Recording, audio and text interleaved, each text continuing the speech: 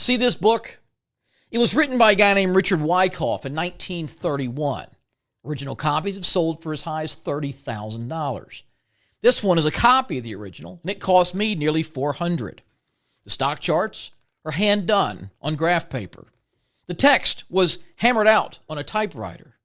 So what could be so valuable about a nearly 100-year-old book that people were willing to pay upwards of $30,000 for a copy today? Well, what Mr. Wyckoff did for the first time ever, as far as I can tell, is lay out the investing public how institutions control stock prices. What Mr. Wyckoff did was lay out the 4 stages of the stock cycle, which is the backbone for everything I do.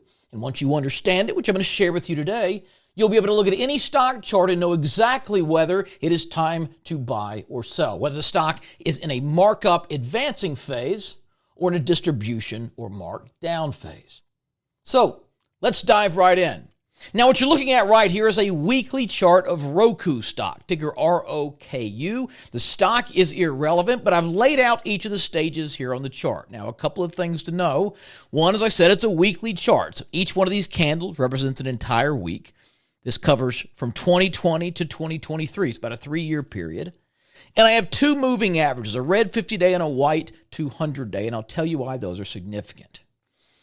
But here's what you need to understand about this. Every growth stock, from Apple to Google to Amazon to Jim Bob's global bait and tackle, is going to go through these same 4 phases, these same 4 stages of the stock cycle. And it is going to repeat this cycle over and over again throughout this stock's life. Now, the only other thing you need to know before we get into this is who drives stock prices. Remember, it is not you and I that are moving Apple stock.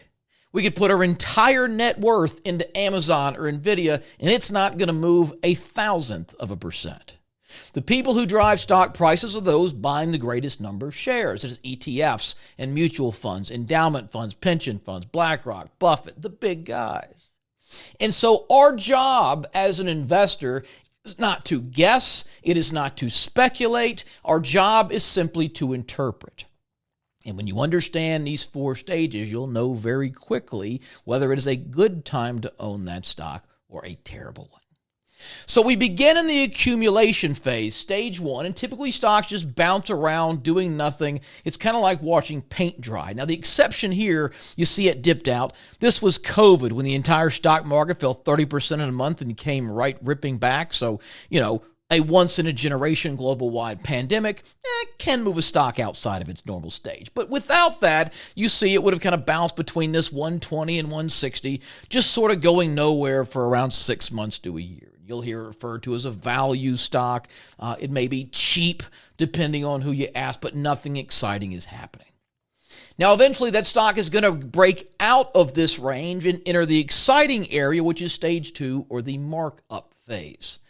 This is when the bulk of the profits are made. 95% of the money you make in the stock market is going to be made in stocks during their stage 2 runs. In stage 1, this accumulation phase is where large institutions are buying up the stock. So a lot of these big funds are going to operate based on valuations. Essentially a very complex Excel spreadsheet that says, okay, Roku earns, $200 million a quarter now. We think they're going to grow that at 10% a year or 20% a year. We think this is going to be worth that, and we're going to discount that by the risk-free rate and blah, blah, blah, blah, blah, blah, blah. All that input, they say, okay, we believe based on all of our calculations that Roku stock is a fair value of $500 a share. And they go to the market and realize it's trading at $150. But the stock is undervalued, the institutions are buying it up, and eventually it begins to merge into stage 2. And a lot of reasons for stocks to go into stage 2. It could be growing faster than the market. They could be seeing, much higher, 20, 30, 40% sales, earnings growth. It could be that it's just in the right place at the right time. So the last several years, anything with AI attached to it has been surging higher. There's lots of reasons, but whatever they are, the stock is in demand. It is a hot stock. It is in play. Institutions want it. Retail investors want it. And these institutions, remember, they don't buy like you and I. When Warren Buffett wants to take a big position in a stock, it takes his traders weeks, usually months, to build up that position because they are putting so much money in. And so because of that, these guys are buying day after day, week after week, month after month, and that continuous buying pressure is what allows the stock to not only rise, but do so fairly smoothly. And you'll notice here I've got this red 50-day moving average. Not always, but typically, stocks in a decent stage 2 uptrend will hold above this red moving average, because anytime the stock drops 5 or 10 or 15%, you got institutions trying to buy it up. They're going to take advantage of that dip and buy it. So you typically don't see any big dips down, unless, of course, again, once in a generation pandemic, something crazy. Now, eventually, this party's going to come to an end. Maybe the stock has reached the full valuation, the reason they were buying in stage 1 in the first place. Maybe it's a cell phone company. It turns out their phones are blowing up in people's hands. Maybe the CEO was smuggling cash. Maybe lots of things. Whatever reason, it's not a hot stock anymore. And institutions, though they take their time and slowly and methodically buy their way in, they take the stairs up and the elevator down. They dump that stock quickly when they see any sign of trouble. And so stage 3 is a distribution phase. This is where the large institutions, again, ETFs, mutual funds, hedge funds, the big guys, are getting out of this position. And when they do so, you typically see the biggest drop you've seen since stage 2 began. In the case of Roku, this stock fell 30% in 2 weeks. Biggest drop anywhere since the beginning of stage 2. And these can look a little bit different. For example, this stage 3 went down, actually rallied back before falling apart. Sometimes they'll come down and just kind of squat and then continue their run down. But nonetheless, stage 3 is very important for the following reason. This is where most retail, everyday investors get in trouble, because they watched this stock go from 100 to 200 to 3 to 4 to 5. They watched everyone else get rich. They don't want to chase it. It finally dips, and what do they say? Hey, finally, a pullback. I'm going to buy the dip. I'm such a contrarian. I'm so much smarter than everyone else. But stage 3 is not a buying opportunity, it's the beginning of the end. Again, in this case, it did pop a little first. I'll show you another where it absolutely did not. But nonetheless, institutions are getting out. And once the big guys are gone, once those people that are buying the stock every day, every week are out of the way, it's just retail investors buying. And when you and I are buying a stock, we don't buy it every single day for the next 2 months. We may take 1, 2, 3 stabs at it and we're out of cash. There's a few value funds maybe stepped in and tried to buy it here, but for the most part, they're out. And so once the institutions are gone, the constant buying support is out of the way, the stock really has nowhere to go but down. And then it's just kind of a game of uncle where people have their stop losses. Here they get hit. You obviously had a ton of stop losses right in here. It stalled for a few weeks and then just capitulated through. And then it's just this game where the diamond hands realize why they shouldn't be diamond hands, and the people who sold early, thank God they did. And typically in this stage 4, the markdown phase, institutional grade, market-leading stocks typically fall 50 to 80% during this stage. And if you think, well, yeah, I'm sure some of the little guys do, but that's not the case with Apple and Nvidia. And go back and look at the charts. Put them in logarithmic scale. Go back and look at 10, 15 years. PayPal fell 70% in 2022. So did Netflix.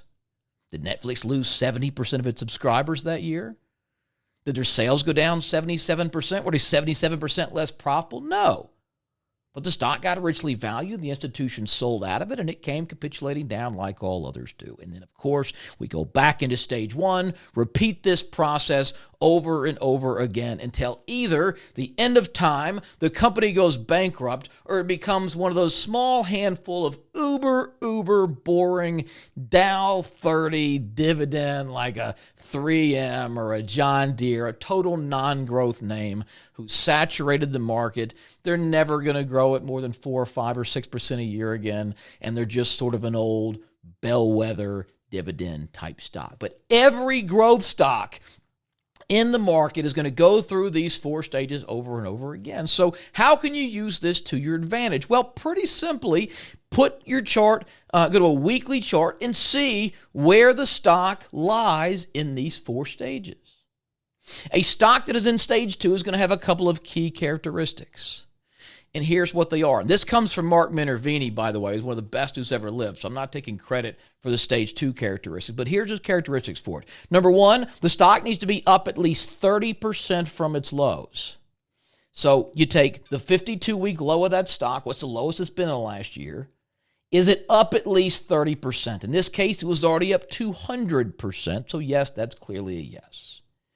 Number 2, you want to see the stock above the 50-day, above the 200-day. They need to be properly stacked. Stock trading above the 50-day moving average, above the 200, meaning it's above its short and long-term trends. And then 3, the 200-day moving average needs to be trending upward for at least 1 month. So basically, stock, 50, 200, all pointing upward, at least 30% off the lows. Once it meets that criteria, odds are your stock is in stage 2.